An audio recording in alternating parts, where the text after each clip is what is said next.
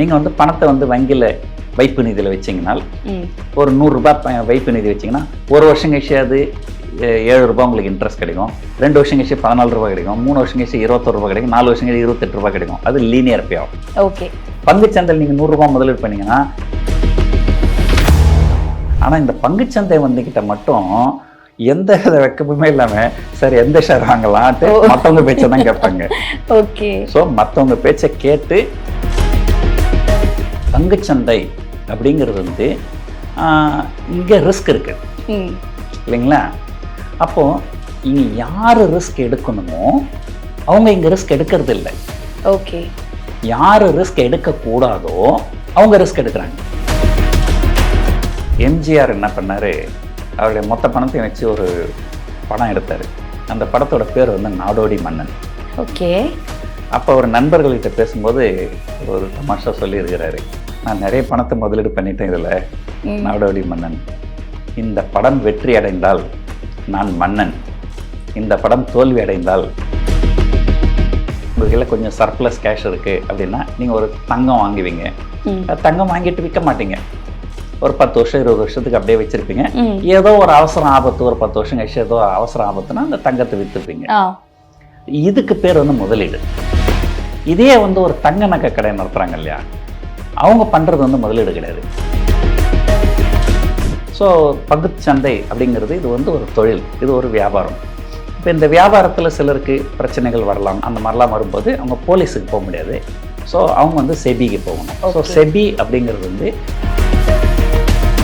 அதில் கண்டிப்பாக வந்து நான் வந்து இப்போ ஒரு பொதுவாக சொல்லுவேன், நீங்கள் உண்மையிலேயே வந்து ஒரு வாழ்க்கையில் மிகப்பெரிய அளவில் நீங்கள் முன்னுக்கு வரணும் அப்படின்னு நினச்சிங்கன்னா, நீங்கள் கல்லூரியில் படிக்கிறது, பிஇயில் படிக்கிறது, எம்பிபிஎஸ்சில் படிக்கிறதெல்லாம் முக்கியம் கிடையாது. அது முக்கியம்தான். பட் அதை விட முக்கியமானது வந்து நீங்கள் வந்து இப்போ திருபாய் அம்பானிலாம் பார்த்தீங்கன்னா ஒரு ஜெனரேஷன் தான். இப்போ முகேஷ் அம்பானி இருக்கார், அவருடைய அப்பா பேர் திருபாய் அம்பானி. அவங்களாம் வந்து ஒரு குடும்பம் நடத்துறதுக்கு கூட வழி இல்லாமல் இங்கேருந்து வெளிநாடு, ஏமன் ஒரு நாடு, அந்த நாட்டில் போய் ஒரு கிளர்க்காக வேலை செய்கிறதுக்காக போயிருக்கிறார். ஓகே. ஆனால் இன்றைக்கி பார்த்தீங்கன்னா ஒரு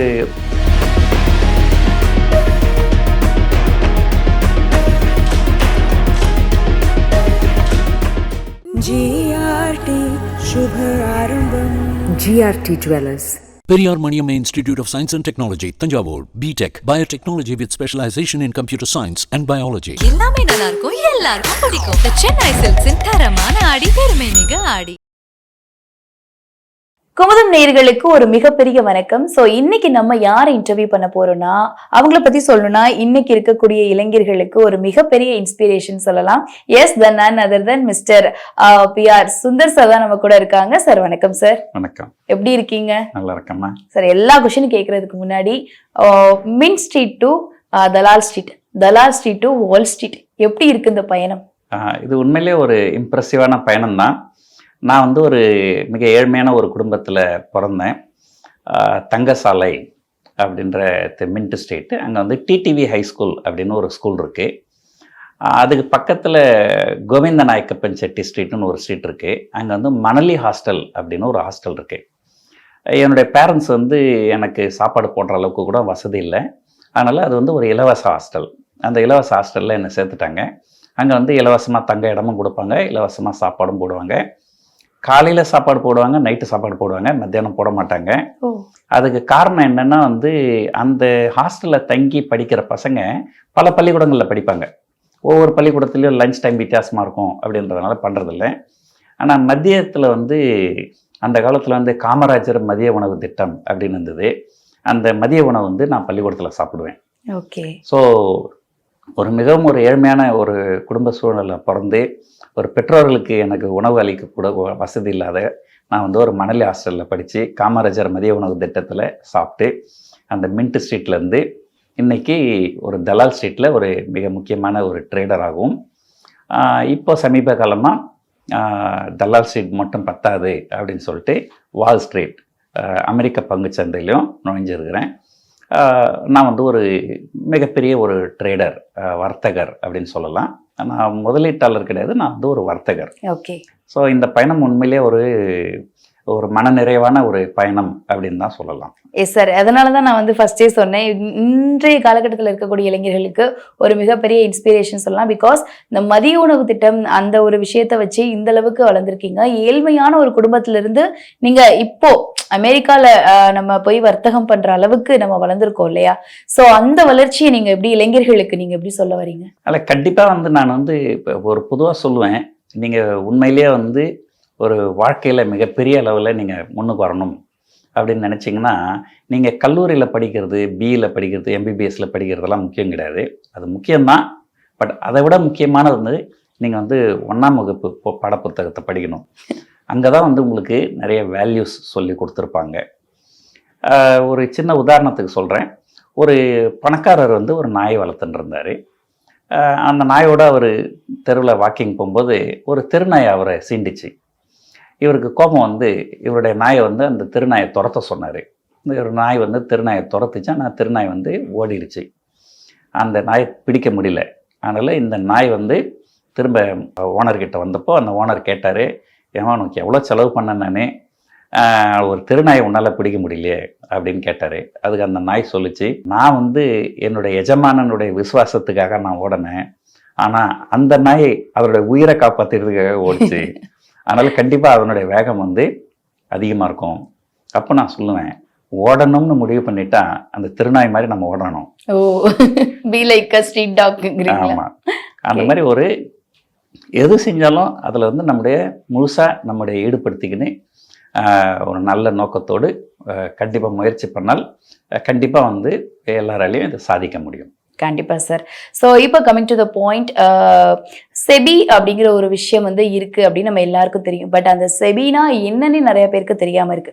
மக்களுக்கு புரியுற மாதிரி ஈஸியா எப்படி சொல்லலாம்? பொதுவாக வந்து இப்போ நம்ம வந்து நீங்களும் நானும் 2 பேரும் ஒரு குடியிருப்பு பகுதியில் இருக்கிறோம். உங்களுக்கு எனக்கு ஏதாவது பிரச்சனைகள் வரலாம் இல்லையா? அப்போ நம்ம என்ன பண்ணுவோம், ஒரு போலீஸ் ஸ்டேஷனுக்கு போவோம். அப்போது போலீஸ் ஸ்டேஷன்றது வந்து நமக்கு இருக்கிற குறைகளை கேட்டு இது பண்ணுறது. ஸோ அது வந்து ரெகுலேட்டர் அப்படின்னு சொல்லுவாங்க. அதே போல் வந்து வியாபாரத்தில் இருக்கிறவங்க வந்து எல்லாம் போலீஸுக்கு போக முடியாது. ஸோ பங்குச்சந்தை அப்படிங்கிறது இது வந்து ஒரு தொழில், இது ஒரு வியாபாரம். இப்போ இந்த வியாபாரத்தில் சிலருக்கு பிரச்சனைகள் வரலாம். அந்த மாதிரிலாம் வரும்போது அவங்க போலீஸுக்கு போக முடியாது. ஸோ அவங்க வந்து செபிக்கு போகணும். ஸோ செபி அப்படிங்கிறது வந்து ரெகுலேட்டர் அப்படின்னு சொல்லுவாங்க. ஸோ இந்த பங்குச்சந்தைகளுக்கு வந்து தவறுகள்லாம் எங்கே நடக்குதோ அதை அவங்க கண்டுபிடிக்கிறது, அல்லது தவறுகள் நடக்காமல் வந்து விதிமுறைகளெல்லாம் வழிவகுப்பது, அந்த மாதிரி வந்து ஒரு கண்காணிப்பாளர் அப்படின்னு சொல்லலாம் தமிழில். ஓகே. ஸ்டாக் மார்க்கெட் ரெகுலேட்டர் அப்படின்னு சொல்லுவாங்க. இந்த ரெகுலேட்டர் வந்து உலகம் முழுக்க இருக்காங்க. அமெரிக்க பங்குச்சந்தையில் வந்து SECன்னு சொல்லுவாங்க, செக்யூரிட்டிஸ் எக்ஸ்சேஞ்ச் கமிஷன்ட்டு. இந்தியாவில் வந்து செபி அப்படின்னு சொல்லுவாங்க, securities exchange board of India. Okay. So அவங்களுடைய இது என்னென்னா, ஒரு கண்காணிச்சுன்னு எங்கெங்கே தவறு நடக்குதோ, எப்படி வந்து போலீஸ் வந்து எங்கெங்கே தவறு நடக்குதோ அதை கேட்குறாங்களோ, அதே போல் செபியும் வந்து தவறு நடக்கிறத கேட்பாங்க, கண்காணிச்சுட்டே இருப்பாங்க, கண்காணிச்சுக்கின்னு இருப்பாங்க. ஒரு உதாரணத்துக்கு வந்து எந்த இடத்துல சண்டை கூட இல்லாமல் இருக்கலாம், ஒருவேளை சண்டை வரும் அப்படின்ற ஒரு எண்ணம் போலீஸுக்கு வந்ததுன்னா உடனே என்ன பண்ணாங்க, நாங்கள் வந்து 144 ரூல் போடுறோம் அப்படின்னு சொல்லுவாங்க, ப்ரிகாஷனா பண்ணுவாங்க. அதே போல செபியும் வந்து அங்கே தவறே நடக்கலைன்னா கூட ஒருவேளை தவறு நடக்குமோ அப்படின்றதுனால அவங்க சில ரூல்ஸ் அண்ட் ரெகுலேஷன்ஸ்லாம் கூட ஃப்ரேம் பண்ணி இது பண்ணுவாங்க. ஓகே. ஒரு பொதுமக்களுக்கு எப்படி ஒரு போலீஸோ அந்த மாதிரி பங்குச்சந்தையில் இருக்கிறவங்களுக்கு ஒரு செபி. ஓகே. ஸோ இப்போ ரீசெண்டாக வந்து செபியில் நிறைய ரூல்ஸ் அண்ட் ரெகுலேஷன்ஸ் வந்துருச்சு. இதனால இந்த ப்ரோக்கரேஜ் கூட பற்றி நிறைய பேசுகிறாங்க. ஸோ அது என்ன ரூல்ஸ் சார்? அப்போ செபி வந்து சமீபத்தில் நிறைய சேஞ்சஸ் கொண்டு வந்திருக்காங்க. அதில் ஒன்று வந்து இந்த புரோக்கரேஜ் பற்றி நீங்கள் சொன்னீங்க, அது புரோக்கரேஜ் கிடையாது. பங்குச்சந்தையில் வந்து நீங்கள் வந்து ஒரு ரயில்வே ஸ்டேஷன் போனீங்கன்னா, நீங்கள் ரயில்வே ஸ்டேஷன் போயிட்டு ட்ரெயினுக்கு டிக்கெட் வாங்கலாம். அதே போல் நீங்கள் பஸ்ஸில் எங்கேயாவது போகணுன்னா நீங்கள் பஸ்ஸில் போயிட்டு நீங்கள் பஸ்ஸில் டிக்கெட் வாங்கலாம். ஆனால் இதே நீங்கள் ஏரோப்ளேனில் போகணுன்னா நீங்கள் ஏர்போர்ட்டில் போய் டிக்கெட் வாங்க முடியாது. ஓகே. ஆமாம், புரியுதுங்களா? ஸோ நீங்கள் வேற யாரோ ஒருத்தருடைய ஏஜென்ட், ட்ராவல் ஏஜென்ட் இருப்பாங்க, அவங்க கிட்ட டிக்கெட் வாங்கிட்டு தான் நீங்கள் போகணும். ஸோ இதுதான் வந்து ஒரு விமான பயணத்துக்கும் ரயில் பயணத்துக்கும் பஸ் பயணத்துக்கும் இருக்கிற வித்தியாசம். அதே போல் பங்குச்சந்தை அப்படிங்கிறது வந்து நேஷனல் ஸ்டாக் எக்ஸ்சேஞ்ச் ஆஃப் இந்தியான்னு இருக்கு. நீங்கள் நேராக அங்கே போய் பங்குகளை வாங்க முடியாது. நீங்கள் வந்து ஏதோ ஒரு புரோக்கர் மூலமாக மட்டும்தான் நீங்கள் போயாகணும். ஓகே. ஸோ பங்குகள் வாங்குவதோ அல்லது விற்பதோ புரோக்கர் மூலமாக மட்டும்தான் போக முடியும். அது விமான டிக்கெட் வாங்குற மாதிரி. அப்படி வாங்கும்போது அந்த புரோக்கர் அவங்க வந்து அது வந்து ஒரு மிகப்பெரிய வியாபாரம். இந்தியாவில் பல பெரிய பெரிய புரோக்கர்ஸ்லாம் இருக்காங்க. நீங்கள் பங்குகள் வாங்கும்போது அவங்க வந்து நிறைய சார்ஜஸ் இருக்கும். ஓகே. இன்னும் புரோக்கரேஜ் வாங்குவாங்க, அது புரோக்கருக்கு போகும். எஸ்டிடின்னு ஒன்று வாங்குவாங்க, செக்யூரிட்டி டிரான்சாக்ஷன் டேக்ஸ்னு, அது வந்து சென்ட்ரல் கவர்மெண்ட்டுக்கு போகும். ஸ்டாம்ப் டியூட்டின்னு ஒன்று வாங்குவாங்க, அது வந்து ஸ்டேட் கவர்மெண்ட்டுக்கு போகும். அதுக்கப்புறம் செபி சார்ஜஸ்னு வாங்குவாங்க, அது செபிக்கு போகும். இதெல்லாம் இல்லாமல் வந்து NSC transaction charges, okay, exchange transaction charges அப்படின்னு ஒன்று வாங்குவாங்க. அது வந்து ஆக்சுவலாக எக்ஸ்சேஞ்சுக்கு போகும். ஓ. இதில் வந்து இந்த எக்ஸ்சேஞ்சஸ் அங்கே என்ன பண்ணுவாங்க, நீங்கள் வந்து ஒரு பெரிய புரோக்கராக இருந்தால், நீங்கள் நிறைய வியாபாரம் அவங்களுக்கு பண்ணி கொடுத்தீங்கனால், உங்கள் மூலமாக அவங்களுக்கு கிடைக்கிற எக்ஸ்சேஞ்ச் சார்ஜஸில் உங்களுக்கு கொஞ்சம் கமிஷன் திருப்பி கொடுப்பாங்க. ஓகே. ஸோ அது வந்து ஒரு பாஸ்பேக் அப்படின்னு சொல்லுவாங்க, கமிஷன் மாதிரி கொடுப்பாங்க. மிகப்பெரிய புரோக்கர், தரகர், ஓகே, ஏஜென்ட்னு கூட சொல்லலாமா இது? தரகர் சொல்லலாம். ஓகே, பங்கு தரகர். மிகப்பெரிய பங்கு தரகராக இருந்தால் அவங்களுக்கு நிறைய 5000 கோடி 10,000 கோடின்னு பண்ணுவாங்க. அவங்களுக்கு நிறைய டிரான்சாக்ஷன் சார்ஜஸ் கிடைக்கும். அதெல்லாம் அவங்களுக்கு கிடைக்கிற கமிஷனும் நிறைய கிடைக்கும். ஓகே. இப்போ செபியில் வந்து சமீபத்தில் என்ன பண்ணியிருக்காங்க, அது வந்து ஒரு தவறான நடவடிக்கை, அந்த மாதிரி பண்ணக்கூடாது. அப்போ சிறிய புரோக்கரால் வந்து சரியாக இது பண்ண முடியல, அவங்களுக்கு அந்த கமிஷன் கிடைக்கிறதில்ல, பெரிய புரோக்கருக்கு அந்த கமிஷன் கிடைக்குது அப்படின்னு சொல்லிட்டு அதை வந்து இதுக்கு மேலே செய்யக்கூடாது அப்படின்னு சொல்லியிருக்கிறாங்க. ஸோ எக்ஸ்சேஞ்ச் சார்ஜஸ் நம்ம எவ்வளோ கொடுக்குறோமோ அவ்வளோ எக்ஸ்சேஞ்சுக்கு தான் போகணும். எக்ஸ்சேஞ்சிலேருந்து எந்த புரோக்கருக்கும் கமிஷன் போகக்கூடாது. ஓகே. சில பெரிய புரோக்கிங் நிறுவனங்கள்லாம் பார்த்தீங்கன்னா அவங்களுடைய ஒட்டுமொத்த வருமானத்தில் கிட்டத்தட்ட 10% இந்த எக்ஸ்சேஞ்ச் கமிஷனே வந்திருந்துருக்குது அவங்களுக்கு. இப்போ அந்த ஒரு வருமானம் அவங்களுக்கு நின்று போச்சு. இந்த ஒரு வருமானம் அவங்களுக்கு இருந்ததுனால அவங்க என்ன பண்ணியிருக்கிறாங்க, புரோக்கரேஜ் வந்து கொஞ்சம் குறைவாக வச்சுருந்துருக்குறாங்க. சிலர்லாம் வந்து நீங்கள் பங்குகளை வாங்கும்போது விற்கும்போது நீங்கள் புரோக்கரேஜே வேண்டாம்னு சொல்லிடுவாங்க. ஃபியூச்சர்ஸ் அண்ட் ஆப்ஷன்ஸ்னு இருக்குது, அதில் ட்ரேட் பண்ணும்போது மட்டும் புரோக்கரேஜ் வாங்கிப்பாங்க. இப்போது இந்த ஒரு வருமானம் அவங்களுக்கு குறைஞ்சிட்டதுனால ஒருவேளை அவங்க வந்து புரோக்கரேஜ் வந்து கொஞ்சம் அதிகமாக்கலாம் அப்படிங்கிற ஒரு எதிர்பார்ப்பு இப்போ. இதனால உங்களுக்கு லாஸ் ஏற்பட வாய்ப்பு இருக்கா? முதலீட்டாளர்கள் பொறுத்த வரைக்கும் அல்லது வர்த்தகர்களை பொறுத்த வரைக்கும் இது எந்த பாதிப்பும் ஏற்படுத்தாது. ஓகே. நம்ம ஏற்கனவே கொடுக்குறோம். இப்போ ஒரு உதாரணத்துக்கு நான் வந்து உங்களுக்கு ஒரு சார்ஜஸ் கொடுக்குறேன், அதை நீங்கள் கவர்மெண்ட் கொடுக்குறீங்க அல்லது யாருக்கோ கொடுக்குறீங்க, அவங்க உங்களுக்கு கொஞ்சம் கமிஷன் கொடுக்கல, அதை பற்றி எனக்கு எந்த வித மாற்றமும் எனக்கு கிடையாது. ஸோ ஒரு முதலீட்டாளர்களை பொறுத்த வரைக்கும் வர்த்தகர்களை பொறுத்த வரைக்கும் இது முக்கியம் கிடையாது. இந்த புரோக்கர்ஸ் வந்து இந்த கமிஷன் அவங்களுக்கு கிடைக்கலன்றதுனால ஒருவேளை நாளைக்கு புரோக்கரேஜை கொஞ்சம் அதிகமாக்கலாம். ஓகே. அப்படியே அதிகமாக்கினால் நமக்கு வந்து கொஞ்சம் செலவு வந்து கொஞ்சம் கூட ஆகும். கண்டிப்பா. Okay sir. அதுக்கப்புறம் இது வந்து ஒரு இம்பார்ட்டன்ட் கொஸ்டின் கூட சொல்லலாம். இந்த பங்குச்சந்தை அப்படிங்கிற ஒரு விஷயத்தை பொறுத்த வரைக்கும் நார்த் இந்தியன்ஸ், அதாவது பர்டிகுலரா சொல்லணும்னா அந்த குஜராத் பீப்புள்ஸ் வந்து அதிக ஒரு ஈடுபாடோட இருப்பாங்க. அவங்க தான் இதுல டாப் அப்படின்லாம் சொல்லுவாங்க. தமிழர்கள் வந்து அந்த அளவுக்கு பண்ணல அப்படிம்பாங்க. எதனால தமிழர்கள் அந்த அளவுக்கு அதுல ஆர்வம் இல்லையா, இல்ல தெரியலையா? நான் வந்து ஒரு எம்எஸ்சி முடிச்சுட்டு ஒரு பள்ளிக்கூடத்துல ஆசிரியராக இருந்தேன். நான் கொஞ்ச நாள் குஜராத்தில் ஆசிரியராக வேலை செஞ்சுருந்தேன். ஓகே. குஜராத் போயிருக்கீங்க? ஆமா, நான் ஒரு குஜராத்தில் ஒரு 6 வருஷம் வேலை செஞ்சேன். ஓகே. ஸோ இன்னைக்கும் என்னுடைய ஃபேஸ்புக் நண்பர்கள்லாம் பார்த்தீங்கன்னா குஜராத்திஸ் தான் அதிகம். அப்போ வந்து அப்பதான் நானும் பங்குச்சந்தையை பற்றியே கற்றுக்கினேன்.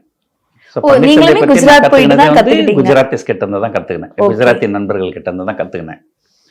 அப்போ வந்து ஒரு தமாஷா சொல்லுவாங்க, பங்குச்சந்தைக்கு வர காசு கிட்டத்தட்ட 95% குஜராத்திலிருந்து தான் வருது. மீதி 5% மற்ற மாநிலங்கள்ல செட்டில் இருக்கிற குஜராத்திஸ் கிட்ட இருந்து வருது அப்படின்னு சொல்லுவாங்க. எப்படி பார்த்தாலும் குஜராத்ல இருந்து தான் வருது. ஒரு 100% குஜராத்திஸ் அப்படின்றது அது வந்து ஒரு ஈக்விட்டி கல்ச்சர். அது உண்மையா இருக்கு? அது உண்மைதான். அது உண்மைன்னு சொல்லலாம், இல்லைன்னு சொல்லலாம். அதாவது ஒரு காலகட்டத்தில் அது உண்மை, ஆனா இப்போ அது கிடையாது. ஓகே. ஸோ ஒரு காலத்தில் வந்து பங்குச்சந்தை அப்படிங்கிறது எப்படி இருந்ததுன்னா, பங்குகளை வாங்குவது பங்குகளை விற்பது அப்படின்றத லெவலில் மட்டும்தான் பங்குச்சந்தைகள் இருந்தது. ஸோ அப்போ வந்து குஜராத்திஸ் வந்து நல்ல கோலோச்சைன்னு இருந்தாங்க. ஸோ தென்னிந்தியர்கள் முக்கியமாக தமிழர்கள் பார்த்தீங்கன்னா பெரும்பாலும் வந்து அதிகமாக ரிஸ்க் எடுக்க மாட்டாங்க. நானே பொதுவாக சொல்லுவேன், வட இந்தியர்களுக்கு வந்து ரிஸ்க் டேக்கிங் கெப்பாசிட்டி அதிகம், Okay. தென்னிந்தியர்களுக்கு ரிஸ்க் டேக்கிங் கெப்பாசிட்டி குறைவு. நாலேஜ்னு பார்த்தீங்கன்னா தென்னிந்தியர்களுக்கு வந்து நாலேஜ் அதிகம், வட இந்தியர்களுக்கு கொஞ்சம் கம்மி அப்படின்னு தான் சொல்லலாம். ம். ஒரு உதாரணத்துக்கு உங்களுக்கு தெரிஞ்ச தொழிலதிபர்கள் ஒரு 4-5 பேர் சொல்லுங்க அப்படின்னு கேட்டா என்ன சொல்லுவீங்க? லைக் டாடா சொல்லுவீங்க, ஆ. பிர்லா சொல்லுவீங்க, அம்பானி சொல்லுவீங்க, ஆ. அதானி சொல்லுவீங்க. எல்லாருமே நார்த் இந்தியன். கண்டிப்பா சார். நான் இப்ப சொல்லும் போது தான் யோசிக்கிறேன். ஆமா இல்ல நார்த் இந்தியன்ஸ்ல அப்படின்னு. இப்போ தென்னிந்தியாவிலன்னு ஒரு தொழிலதிபர் பேர் சொல்லணும்னா டக்குன்னு உங்களுக்கு ஞாபகம் வருது ஒரு நாராயணமூர்த்தி ம். அப்படின்ற பேர் ஞாபகம். இன்ஃபோசிஸோட ம். நாராயணமூர்த்திலாம். ஆனா இன்ஃபோசிஸ் அப்படிங்கிற நிறுவனம் வந்து நாலேஜ் இண்டஸ்ட்ரி. ஓகே. ஸோ அதான் நான் சொன்னேன், சவுத் இந்தியன் வந்து நாலேஜ் அதிகம். ஸோ அவங்க நாலேஜ் இண்டஸ்ட்ரியில் ஷைன் பண்ணியிருக்கிறாங்க. ம். பட் மற்ற துறைகள் வந்து பார்த்தீங்கன்னா தென்னிந்தியர்கள் வந்து உங்களுக்கு ஒரு பேர் சொல்கிற அளவுக்குல வந்து இல்ல. இப்போ திருபாய் அம்பானிலாம் பார்த்தீங்கன்னா ஒரு ஜெனரேஷன் தான். இப்போ முகேஷ் அம்பானி இருக்காரு, அவருடைய அப்பா பேர் திருபாய் அம்பானி. ம். அவங்களாம் வந்து ஒரு குடும்பம் நடத்துறதுக்கு கூட வழி இல்லாமல் இங்கேருந்து வெளிநாடு, ஏமன் ஒரு நாடு, அந்த நாட்டில் போய் ஒரு கிளர்க்காக வேலை செய்கிறதுக்காக போயிருக்கிறார். ஓகே. ஆனால் இன்னைக்கு பார்த்தீங்கன்னா ஒரு ஆசியாவிலேயே மிகப்பெரிய இண்டஸ்ட்ரியல் குரூப்பு, இந்தியாவிலே நம்பர் 1 பிஸ்னஸ் குரூப்பாக இருக்கிறாங்க. ஸோ அதனால் வந்து ஒரு காலகட்டத்தில் பார்த்தீங்கன்னா வந்து ரிஸ்க் டேக்கிங் கெப்பாசிட்டி இருக்கிறவங்க தான் வந்து பங்குச்சந்தையில் இருக்க முடியும். அதனால் வந்து வட இந்தியர்கள் வந்து அதிகமாக இருப்பாங்க. தென்னிந்தியர்கள் பொறுத்த வரைக்கும் பெரும்பாலும் தங்கம் வாங்குவாங்க அல்லது ரியல் எஸ்டேட் வாங்குவாங்க. கண்டிப்பா. ஸோ ஒரு கிராமத்தில் ஒரு பழமை சொல்லுங்க, மண்ணுலையும் பொண்ணுலையும் பொருளையும் போடலாம். தங்கம் தான் அதிகமா நம்ம இன்வெஸ்ட் பண்ற ஒரு விஷயமா கூட இருக்குன்னு சொல்லலாம். ஆமாம் அது. ஆனால் வந்து ஒரு காலகட்டத்தில் பங்குச்சந்தைகள் அப்படிங்கிறது வந்து வாங்குவது விற்பது அதை தாண்டி நிறைய மாற்றங்கள் இப்போ நடந்திருக்குது. இப்போ இங்கே வந்து ஃபியூச்சர்ஸ்னு ஒன்று இருக்குது, ஆப்ஷன்ஸ்னு ஒன்று இருக்குது, ஹெட்ஜிங்னு ஒன்று இருக்குது, ஆர்பிட்ரேஷன் ஒன்று இருக்குது, ஸ்ட்ராட்டஜிஸ்னு ஒன்று இருக்குது. ஸோ அதெல்லாம் வந்து இப்போ வந்து நிறைய வந்து அடிப்படையாக வாங்குதல் விற்பது அப்படின்றத தாண்டி இப்போ நிறைய வந்து strategies, straddles, strangles, ratio spread, calendar spread அப்படின்ட்டு நிறைய வந்து விஷயங்கள் இருக்குது. ஓகே. இதெல்லாம் வந்ததுக்கப்புறம் இப்போ பார்த்தீங்கன்னா வந்து தென்னிந்தியர்கள் வந்து அதிகமாக வந்து பங்குச்சந்தையில் இருக்கிறாங்க. ஓகே. நான் வந்து ஒரு பங்குச்சந்தை சார்ந்த ஒரு யூடியூப் வச்சுருக்கிறேன். ம். என்ன ஃபாலோ பண்ணுறவங்க பார்த்தீங்கன்னா வந்து அதிகபட்சம் பேர் பார்த்தீங்கன்னா வந்து கர்நாடகா, 2வது அதிகபட்சம் தமிழ்நாடு, 3வது தான் வந்து மகாராஷ்டிரா. ஓகே. இப்போ தென்னிந்தியர்கள் வந்து வட இந்தியர்களை விட அதிகமான ஒரு ஆர்வத்தோடு இருக்கிறாங்க பங்குச்சந்தை பொறுத்த வரைக்கும். நல்ல விஷயம் சார். ஆக்சுவலி இப்போ இருக்கக்கூடிய யங் ஜெனரேஷனுக்கு ஸ்டாக்கு இன்வெஸ்ட்மெண்ட் இதெல்லாம் பண்ணணுங்கிற ஒரு ஆசை இருந்தாலும் பட் எங்க அது தோல்வியில முடிஞ்சிருமோ, அவங்களுக்கான ஸ்ட்ராட்டஜிஸும் அவங்களுக்கான ஸ்டெப்ஸும் அதாவது என்ன பண்ணணும்னே தெரியாம ஒரு இதோட இருக்காங்க. ஸோ அவங்களுக்கு என்ன சொல்ல விரும்புறீங்க? இல்லை, பொதுவாகவே வந்து நான் கூட முதல்ல பங்குச்சந்தைக்கு வரேன் அப்படின்னு சொன்ன உடனே என்னோட மனைவி வேண்டாம் அப்படின்னு தான் சொன்னாங்க. கண்டிப்பா. ஏன்னா அவங்க பார்த்த வரைக்கும் ஒரு 2-3 பேர் வந்து பங்குச்சந்தையில் இருந்து பெருமளவு நஷ்டப்பட்டு வாழ்க்கையை இழந்திருக்கிறாங்க. நீங்களே செய்தித்தாள் எல்லாம் படிச்சிருப்பீங்க. கண்டிப்பா. நிறைய பேர் வந்து தற்கொலை பண்ணிக்கினாங்க. நிறைய நியூஸ்லயும் இந்த கிரைம் ஸ்டோரிஸ் எல்லாம் பாக்குறோம். பங்குச்சந்தையில முதலீடு பண்ணிட்டு நஷ்டம் ஏற்பட்டதுனால தூக்குல தொங்கிட்டாங்க, இறந்துட்டாங்க, சூசைட் பண்ணிட்டாங்க அப்படின்ட்டு. சோ இதனாலே வந்து இந்த பங்குச்சந்தையில முதலீடு பண்றதுக்கு நிறைய பேருக்கு ஒரு பயம் வருது. வீட்டுல சொன்னாலே பயப்படுறாங்க இல்லையா, அதெல்லாம் வேண்டாம், ஒழுங்கா வேலைக்கு போ அப்படின்னு சொல்றாங்க. சோ அதுல இருந்து எப்படி வெளியில வர்றது? அதாவது பங்குச்சந்தை அப்படின்னு பார்த்தீங்கன்னா இங்க வந்து 2 வகையான மக்கள் இருக்கிறாங்க. ஒன்று வந்து முதலீட்டாளர்கள், இன்னொன்று வந்து வர்த்தகர்கள். இப்போ உங்களுக்கு புரிகிற மாதிரி ஒரு சிம்பிளாக சொல்லணும்னா, நீங்கள் என்ன பண்ணீங்க, உங்கள் கையில் கொஞ்சம் சர்ப்ளஸ் கேஷ் இருக்குது அப்படின்னா நீங்கள் ஒரு தங்கம் வாங்குவீங்க. தங்கம் வாங்கிட்டு விற்க மாட்டீங்க, ஒரு 10 வருஷம் 20 வருஷத்துக்கு அப்படியே வச்சுருப்பீங்க. ஏதோ ஒரு அவசரம் ஆபத்து, ஒரு 10 வருஷம் கழிச்சு ஏதோ அவசரம் ஆபத்துனா அந்த தங்கத்தை விற்றுப்பீங்க. இதுக்கு பேர் வந்து முதலீடு. இதே வந்து ஒரு தங்க நகை கடை நடத்துகிறாங்க இல்லையா, அவங்க பண்ணுறது வந்து முதலீடு கிடையாது. அவங்க என்ன பண்ணுவாங்க, தங்கத்தை வாங்குவாங்க, நகையாக செஞ்சு மறுநாளே விற்றுருவாங்க. ஸோ திரும்ப தங்கம் வாங்குவாங்க, திரும்ப விற்பாங்க. இது வந்து வர்த்தகம். ஓகே. ஸோ ஒரு தடவை நீங்கள் வாங்கிட்டு பல ஆண்டுகளாக நீங்கள் வச்சுருந்தீங்கனால் அதுக்கு பேர் வந்து முதலீடு. நீங்கள் வாங்கிட்டு மறுநாளே விற்கிறதோ, ஒரு வாரத்தில் விற்கிறதோ அந்த மாதிரி இருந்ததுன்னா வர்த்தகம். இந்த மாதிரி நீங்கள் படித்த வகையில் இந்த மாதிரி சிலர் வந்து தவறு செஞ்சுட்டு நஷ்டப்பட்டுட்டு தற்கொலை பண்ணிக்கினாங்க அப்படின்னு வர்றது யாருமே வந்து முதலீட்டாளர்கள் கிடையாது. அவங்க எல்லாருமே வர்த்தகர்கள். ஓகே. முதலீட்டாளர்களுக்கு அந்த பிரச்சனை கிடையாது. முதலீட்டாளர்களுக்கு நஷ்டம் வரும், ஆனால் இருந்தாலும் வந்து அது வந்து ஒரு மிகப்பெரிய, அதாவது ஒரு தற்கொலைக்கு தூண்டக்கூடிய அளவுக்கு பெருமளவு அந்த நஷ்டம் அளவுக்கு வராது. பெரியதா கிடையாது. ஓகே. இன்னொன்று வந்து நான் வந்து பொதுவாக சொல்லுவேன், the biggest risk in your life is not taking any risk. So உங்கள் லைஃப்பில் வந்து நீங்கள் ஏதோ வந்து ஒரு இடத்துல நீங்கள் வந்து ஒரு ரிஸ்கை எடுக்கணும் இல்லைங்களா? ஒரு எம்ஜிஆர் என்ன பண்ணார், அவருடைய மொத்த பணத்தையும் வச்சு ஒரு படம் எடுத்தார். அந்த படத்தோட பேர் வந்து நாடோடி மன்னன். ஓகே. அப்போ அவர் நண்பர்கள்கிட்ட பேசும்போது ஒரு தமாஷா சொல்லியிருக்கிறாரு, நான் நிறைய பணத்தை முதலீடு பண்ணிட்டேன் இதில், நாடோடி மன்னன். இந்த படம் வெற்றி அடைந்தால் நான் மன்னன், இந்த படம் தோல்வி அடைந்தால் நான் நாடோடி ஓகே அப்படின்னு சொன்னாரு. அஃப்கோர்ஸ் அது அந்த அளவுக்கு அவர் ரிஸ்க் எடுத்துருக்க கூடாதுன்றது தான் என்னுடைய கணிப்பு.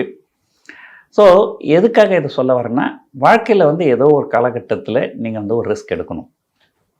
ஸோ அது வந்து தென்னிந்தியர்களுக்கு அந்த ரிஸ்க் டேக்கிங் கெப்பாசிட்டி கொஞ்சம் குறைவு. இப்போ ஓரளவு அது கொஞ்சம் அதிகமாகுது.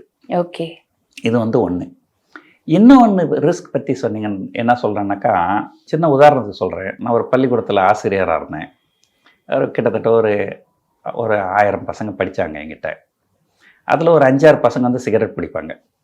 ஸோ இதுக்காக நாங்கள் என்ன பண்ணோம், ஒரு ஸ்பெஷலிஸ்ட் ஒருத்தரை கூப்பிட்டு சிகரெட் பிடிக்கிறதுனால என்னென்ன கெடுதல்கள் இருக்குது, அது சிகரெட் பிடிக்கிறதை எப்படி ஸ்டாப் பண்ணலாம் ஓகே அப்படின்னு ஒரு அசம்பிளி ப்ரோக்ராம். 1000 மாணவர்களையும் ஒன்றா உட்கார வச்சுட்டு அசம்பிளி ப்ரோக்ராமில் அவர் பேசுவார். சரிங்களா? அது மாதிரி ஒரு ப்ரோக்ராம் ஏற்பாடு பண்ணியிருந்தோம். அந்த ஸ்பெஷலிஸ்ட்டும் வந்துட்டார். 1000 பசங்களை வந்துட்டாங்க. ஆனால் இந்த சிகரெட் பிடிக்கிற அந்த 5-6 பசங்க மட்டும் சேவரிகர் வச்சு ஓடி போட்டாங்க. யாருக்கு தேவையோ அவங்க இல்லை அங்க. அப்போ யாருக்கு தேவையோ அவங்களுக்கு நாங்கள் இது இல்லை, யாருக்கு தேவையில்லையோ அவங்களுக்காக நாங்கள் அந்த ப்ரோக்ராம் நடத்திட்டு இருக்கிறோம். ஸோ அதே போல தான் வந்து பங்குச்சந்தை அப்படிங்கிறது வந்து இங்கே ரிஸ்க் இருக்கு இல்லைங்களா? அப்போ இங்கே யார் ரிஸ்க் எடுக்கணுமோ அவங்க இங்கே ரிஸ்க் எடுக்கிறது இல்லை. ஓகே. யார் ரிஸ்க் எடுக்கக்கூடாதோ அவங்க ரிஸ்க் எடுக்கிறாங்க. ஒரு உதாரணத்துக்கு சொல்கிறேன் பாருங்க. இப்போ நீங்கள் வந்து ஒரு நல்ல வேலையில் இருக்கிறீங்க, நிறைய சம்பளம் கிடைக்குது, கொஞ்சம் சேமிப்பு இருக்குது. அந்த சேமிப்பை நீங்கள் பங்குச்சந்தையில் முதலீடு பண்ணலாம். ஒரு வேளை நாளைக்கு கொஞ்சம் லாஸ் வந்தாலும் பரவாயில்ல, நம்முடைய சேமிப்பு தானே அப்படின்ட்டு. ஆனால் நீங்கள் நல்ல வேலை செஞ்சு நல்ல சம்பளம் வந்து நல்ல சேமிப்பு இருக்கும்போது பங்குச்சந்தைக்கு வராமல் ஏதோ ஒரு காரணத்தினால உங்களுக்கு வேலை போயிடுச்சு, உங்களுக்கு வேலை இல்லை, ஐயோ நமக்கு வேலை இல்லையே, வருமானம் இல்லையே, என்ன பண்ணுறது அப்படின்னு சொல்லிட்டு யார்கிட்டே போய் ஒரு கடனை வாங்கி அப்போ பங்குச்சந்தையில் முதலீடு பண்ணிங்கனால், அப்போ ஒரு வேளை நஷ்டம் அடைஞ்சதுனால் அப்போ வாங்கின கடனை எப்படி திருப்பி கொடுக்குறது? கண்டிப்பாக. பங்குச்சந்தை வந்து ஒரு ரிஸ்க் அதிகமாக இருக்குதுன்னு பொதுமக்கள் மத்தியில் ஒரு இருக்கிறதுக்கு காரணம் ஒரு விஷயம் இருக்குல்ல, இருக்கு, கண்டிப்பாக இருக்கு. அது என்ன காரணம்னா, இங்கே யார் யார் ரிஸ்க் எடுக்கணுமோ அவங்க ரிஸ்க் எடுக்கிறது இல்லை, யார் யார் ரிஸ்க் எடுக்கக்கூடாதோ அவங்க தான் இங்கே ரிஸ்க் எடுக்கிறாங்க. ஓகே. அதனாலதான் தப்பா கூட, அதனாலதான் அதை பார்க்கறதுக்கு, வெளியே இருந்து பார்க்கறதுக்கு அது ஒரு அந்த மாதிரி ஒரு கண்ணோட்டம் இருக்குதுன்றது உண்மைதான். ஓகே. ஆனா அது வந்து அந்த சிஸ்டத்தினுடைய தவறு கிடையாது, அதை செய்யறவங்களுடைய தவறு தான். Okay sir. இப்போ வந்து பங்குச்சந்தையில முதலீடு பண்ணணும்னு சொல்லிட்டு நம்ம ஒரு அமௌண்ட் எடுத்து வைக்கிறோம், நம்ம வந்து முதலீடு பண்ணவும் செய்யறோம். என்னென்ன விஷயங்கள் நம்ம ஃபாலோ பண்ணணும், என்னென்ன விஷயங்கள் நம்ம அவேர்னஸ் ஆயிருக்கணும்? ஒரு உதாரணத்துக்கு சொல்றேன். நான் ஒரு பள்ளிக்கூட ஆசிரியராக இருந்தேன், ஒரு கணக்கு வாத்தியார் இருந்தேன் நான். இப்போ எனக்கு ஏதாவது ஒரு கணக்கு சரியா வரலன்னு வச்சுங்களேன், கூட இருக்கிற ஆசிரியர்கிட்ட கேட்க மாட்டேன். ஓகே. இந்த கணக்கு ஆன்சர் வரலைங்க கேட்க மாட்டேன். ஏன்னா அவர் நம்மளை பத்தி தவறா நினைப்பாரு. நம்ம போய் ஒரு கூகுள்ல போய் தேடுவோமா, நம்ம ஏதாவது கைட்ல செக் பண்ணுவோமா? அதே போலதான் எந்த தொழிலுமே. இப்ப நீங்க ஒரு ஆங்கரா இருக்கிறீங்க, உங்களுக்கு ஒரு சின்ன டவுட்னா இன்னொரு ஆங்கர் கிட்ட கேட்க மாட்டீங்க. அவங்க என்ன பண்ணுங்க, என்னங்க உனக்கு இது கூட தெரியலையான்னு கேட்டாங்க அப்படின்னு சொல்லிட்டு.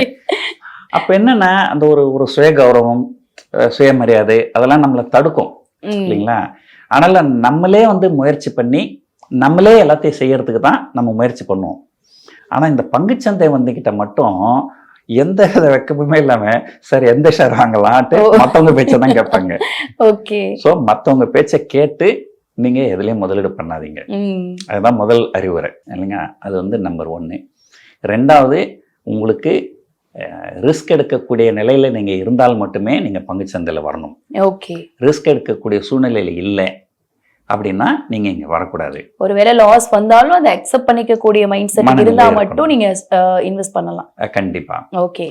அதே போல வந்து நான் பொதுவா சொல்லுவேன், பங்குச்சந்தை வந்து கடவுள் மாதிரி.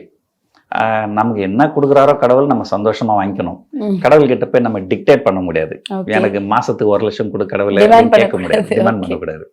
அதே போல வந்து பங்குச்சந்தையில ரிவார்டுங்கிறது உங்களுக்கு வரும்.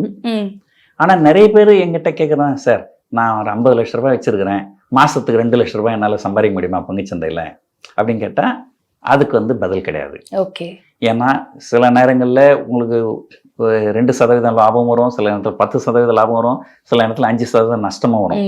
ஸோ பங்குச்சந்தைன்றது ஒரு நேர்கோட்டில் மேலே போகாது. இப்போ லீனியர் பே ஆஃப் அப்படின்னு சொல்லுவாங்க ஆங்கிலத்தில். தமிழில் என்ன சொல்றதுன்னு தெரியல.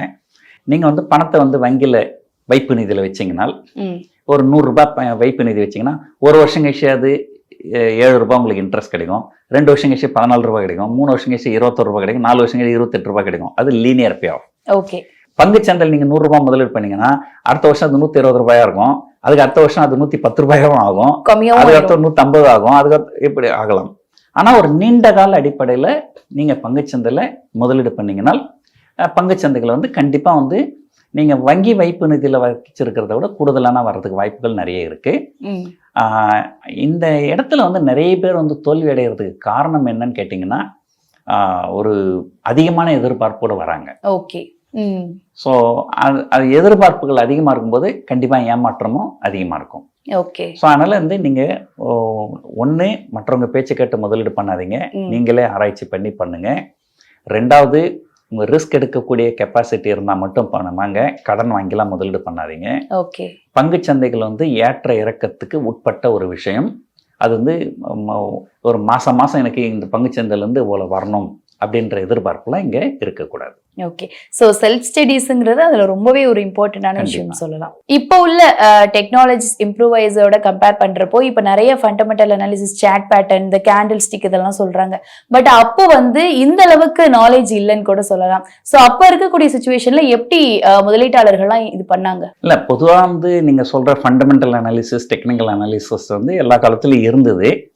பட் அதனுடைய ரீச் வந்து நிறைய கிடையாது. ஏன்னா இப்போல்லாம் வந்து உங்களுக்கு ஃபேஸ்புக்கு, வாட்ஸ்அப்பு, யூடியூபு அந்த மாதிரி நிறைய இது இருக்கிறதுனால ஷேரிங் வந்து கொஞ்சம் ஈஸியாகிடுது. ஸோ அந்த காலத்தில் வந்து இருந்தது, ஆனால் வந்து பெரும்பாலும் அது வந்து நிறைய பேர் வந்து பயன்படுத்தலை அப்படின்றது தான் உண்மை. இப்போ அதெல்லாம் இருக்குது. இப்போ என்ன கேட்டிங்கன்னா வந்து அந்த காலத்தில் வந்து ரொம்ப சிம்பிளாக இருந்தோம், இது இல்லை. ஆனால் இப்போல்லாம் பார்த்தீங்கன்னா பையனை பள்ளிக்கூடத்துக்கு அனுப்புனா பேரண்ட்ஸுக்கு வந்து இது பண்றாங்க, ஸ்ட்ரெஸ் மேனேஜ்மெண்ட் எப்படின்னு சொல்லி தராங்க. கைட்லைன்ஸ் வந்து பேரண்ட்ஸ்க்கு அதிகமா இருக்கு. அந்த மாதிரி இதுல சில விஷயங்கள் வந்து நல்லதா கெட்டதான்னு சொல்ல முடியாது. பட் என்னதான் நீங்க ஃபண்டமெண்டல் அனாலிசிஸ் பண்ணாலும், என்னதான் டெக்னிக்கல் அனாலிசிஸ் பண்ணாலும், அது எல்லாமே வந்து அதாவது நிறைய பேர் கேட்குறாங்க, சார் நான் எந்த டெக்னிக்கல் அனாலிசிஸ் ஃபாலோ பண்ணால் லாபம் பண்ண முடியும், எந்த ஃபண்டமெண்டல் அனாலிசிஸ் பண்ணால் லாபம் பண்ண முடியும் அப்படின்னு கேட்குறாங்க. பொதுவாக வந்து நீங்கள் கல்யாணம் பண்ணும்போது ஒரு ஜாதகம் பார்ப்பீங்க. ஆனால் ஜாதகம் பார்க்குற எல்லா கல்யாணமும் நல்லா இருக்கு அப்படின்னு சொல்ல முடியாது. கண்டிப்பாக ஜாதகம் பார்க்காம பண்ணுற கல்யாணம் எல்லாம் கெடுதலாக முடியுதுன்னு சொல்ல முடியாது. ஸோ அந்த ஜாதகம் அப்படிங்கிறது அது வந்து உங்களுக்கு ஒரு கைட்லைன். ஏதோ ஒரு தெரியாத பொண்ணை கல்யாணம் பண்ணி போகிறோம், இல்லை தெரியாத பையனை நம்ம கல்யாணம் பண்ணி போகிறோம், அவங்களுக்கு எப்படி இருப்பாங்களோ, அவங்க குடும்பம் எப்படி நமக்கு தெரியும். அதனால ஒரு கல்யாணங்கிறது வந்து வெறும் ஜாதகத்தை மட்டுமே வந்து வச்சு நம்ம ஒரு பிள்ளைய கல்யாணம் பண்ண மாட்டோம். அந்த பிள்ளை படிச்சிருக்கா, லட்சணமா இருக்கா, நல்ல குடும்பத்தை சேர்ந்த பெண்ணா, இதெல்லாம் பார்த்துட்டு அது கூட வந்து ஜாதகத்தையும் நம்ம பார்ப்போம். ஸோ அதே போல் வந்து பங்குச்சந்தைகள் அப்படின்றது வந்து நீங்கள் வந்து ஒரு ஃபண்டமெண்டல் அனாலிசிஸு, டெக்னிக்கல் அனாலிசிஸு இதெல்லாம் பார்க்கறது வந்து ஒரு கைட்லைன் தான். ஓகே. ஸோ அந்த கைட்லைன்லாம் வந்து கரெக்டாக ஒர்க் ஆகும் அப்படின்னு நம்ம சொல்ல முடியாது. ஸோ அதனால அதெல்லாம் தப்புன்னு சொல்ல முடியாது, ஜாதகம் தப்புன்னு சொல்ல முடியாது, அது சரின்னு சொல்ல முடியாது. So they're all only probabilities, not certainties. அதை தான் வந்து மக்கள் புரிஞ்சுக்கணும். கண்டிப்பா sir. GRT Jewelers, Periyar Maniamma Institute of Science and Technology, Thanjavur, B.Tech, Biotechnology with specialization in computer science and biology. நம்ம சென்னை சில்க்ஸின் பெருமை மிக ஆடி சேல், தரமான ஆடி, பெருமை மிக ஆடி.